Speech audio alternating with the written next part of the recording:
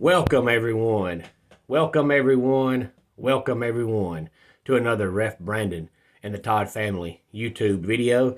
I've actually had 3 people that I know personally tell me they enjoy my open, and I told them that I'm just trying to be different than everybody else, so I came up with that open myself. So I guess since I'm getting some positive feedback, I will stick with it. Today we're going to be recapping the NASCAR race from Atlanta over the weekend. If you have any thoughts on it, if you're a NASCAR fan or know someone who is, please feel free to comment and let me know what you thought about the race. But before I get into the race, I first wanted to ask if anybody has any thoughts about the Deshaun Watson thing, because I typically don't like to talk about things like that. I typically like to talk about what happens on the field, on the court, on the track, whatever the sport is, and don't like all the off the field stuff. But this actually has gotten my attention, and I guess it's because of the kind of person Deshaun Watson seems to be. And I was just wondering if anybody has any thoughts on it. If I get enough comments from people that actually would like for me to talk about it, I will post a video about it. If not, then I won't worry about it. If I don't get any kind of feedback or comments, I won't talk about it. I was just wondering. And also, one last thing before we get into the NASCAR race. Has anybody thought about going on a diet? Because I recently thought about going on one, but I've just got too much on my plate right now. And that is your dad joke of the day. I hope you like that dad joke. Now, on to the NASCAR race. Now, if you recall, a couple of weeks ago, I asked if anybody had any thoughts about the stage racing and if you liked it or if you didn't like it, if you thought it made the racing better or worse or just didn't care. But the Atlanta race over the weekend was a great reason why I like the stage racing, because Kyle Larson dominated the race, but because of the stage racing, bringing the field back together those extra couple of times, it made for a great finish. Had they not had the stage racing and just ran 500 miles straight through, then Kyle Larson would have won the race probably by 2 or 3 laps, and it would have been a long, boring race. But because of the stage racing, even though Larson dominated the race, it at least made for a good finish. We'll run through the top 10 real quick, and then we'll talk about the race overall.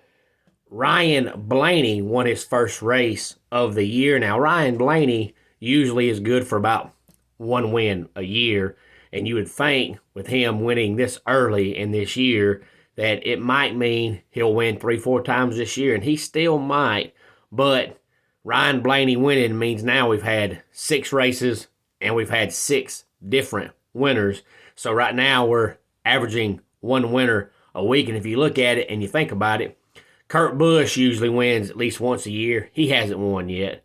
His brother Kyle hasn't won yet. Denny Hamlin hasn't won yet. Joey Logano hasn't won yet. Alex Bowman hasn't won yet. Joey Logano hasn't won yet. Kevin Harvick hasn't won yet.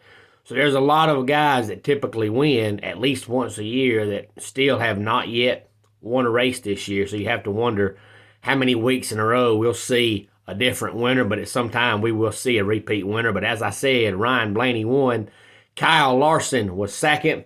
Alex Bowman third. Denny Hamlin fourth. And Kyle Busch rounded out the top 5. And 6 through 10 was Austin Dillon, Chris Buescher, Martin Truex Jr., William Byron, and Kevin Harvick. Now, talking about Kevin Harvick for a minute or so, that team there's just something that's not right this year with them. I don't know what it is. I haven't figured it out yet. It may just be the fact that Kurt Busch is now with another team and Clint Bowyer is now retired. So they brought on some young guys.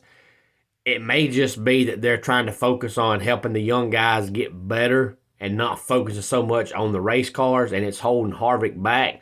But that team just, something with that whole organization just is not right. Harvick is running the best right now, which of course you would think that. But, I mean, they were at Phoenix recently, and normally he dominates at Phoenix. And he had a top 10, but he was not a threat to win anywhere during that race. And if you watched my NASCAR preview a couple of weeks ago, I actually picked Harvick to win the championship this year, and I'm going to stick with it because he was my pick, and I'm not going to change it.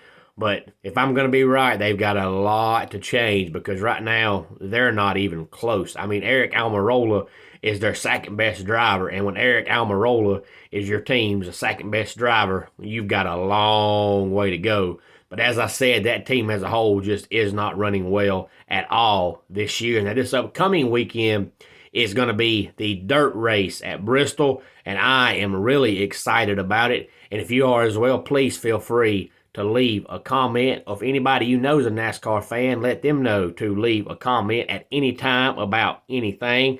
I don't mind talking about any of the major sports at any time.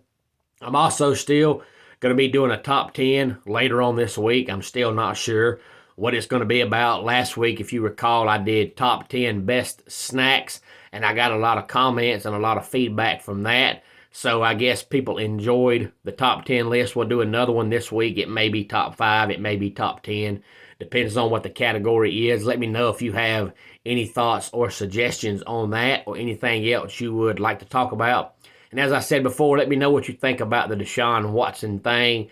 Is it worth talking about, or should I just not worry about it at all? I only want to talk about it if you, the YouTube nation, feels like it is worth talking about. And if you have not yet watched my college football over-unders, I've already did one on Georgia Tech, I've already did one on Miami, and I've already did one on Tennessee. Let me know what you think about them. I'll be doing some more over-unders coming up here in the very near future. But until next time, it's Ref Brandon saying, just like in pro wrestling, life can be over by the count of 3.